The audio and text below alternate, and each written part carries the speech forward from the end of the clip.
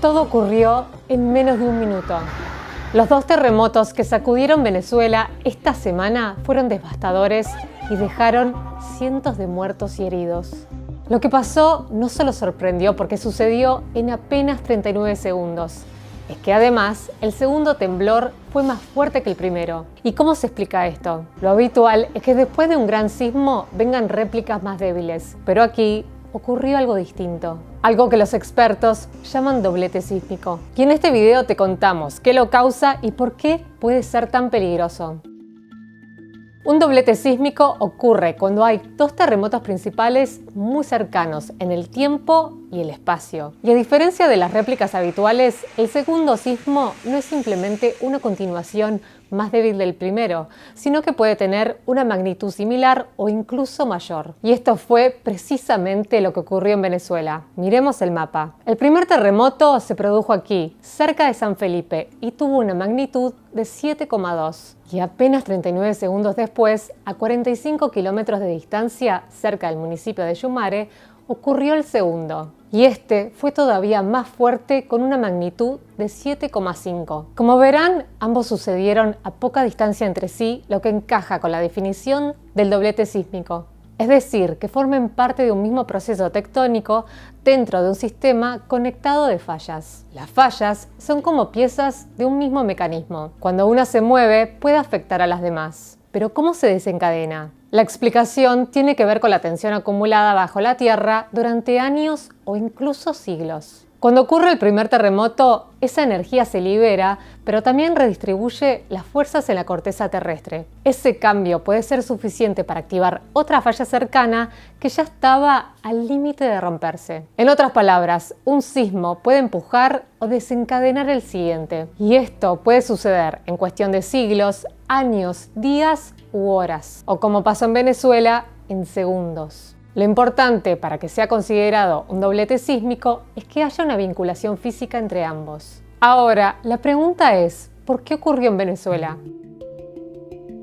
El lugar donde ocurrieron estos terremotos no es casual. El norte de Venezuela se encuentra justo en el límite entre dos placas tectónicas, la del Caribe y la sudamericana. Por eso es un área sumamente activa. Los científicos ya sabían que esta región tenía el potencial de generar terremotos grandes, aunque no ocurren con frecuencia. De hecho, el último sismo de una magnitud similar ocurrió hace más de 100 años. Sin embargo, los sismos, aunque mucho menos intensos, son bien conocidos en Venezuela. Para que te hagas una idea, según el Observatorio Nacional de Sismos de Venezuela, solo en 2025 se registraron más de 1000 sismos. Estos dos últimos terremotos se produjeron en un sistema conectado de fallas, una red de fracturas que absorben el movimiento entre las placas tectónicas. Todo esto crea las condiciones necesarias para que se generen fenómenos complejos como el doblete sísmico, y el resultado fue devastador.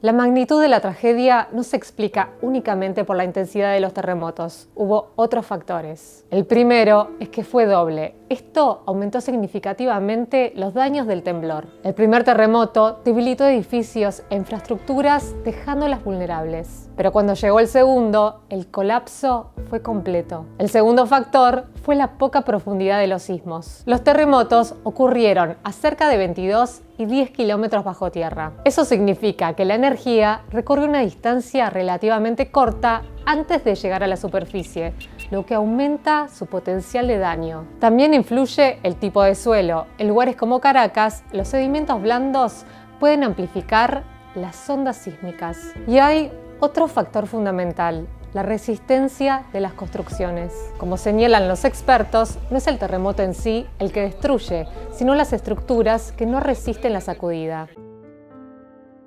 Salgamos un momento de Venezuela, porque aunque los dobletes sísmicos son poco frecuentes, no son completamente desconocidos en otras partes del mundo. Uno de los ejemplos más estudiados es el de México. En 1982, dos terremotos de magnitudes muy similares sacudieron el estadio de Guerrero con apenas 4 horas de diferencia. En 2023, Turquía y Siria sufrieron dos terremotos devastadores separados por 9 horas. Incluso Venezuela ya había registrado un episodio similar en 2025, aunque de mucha menor intensidad, en el estado Zulia. Ninguno de estos episodios se pudo anticipar. Y es que la ciencia no tiene un método que permita saber exactamente cuándo y dónde una falla geológica acumulará suficiente tensión para romperse. Aún así, cada uno de estos eventos ayuda a comprender mejor cómo interactúan las fallas tectónicas. Mientras continúan las labores de rescate, los científicos seguirán investigando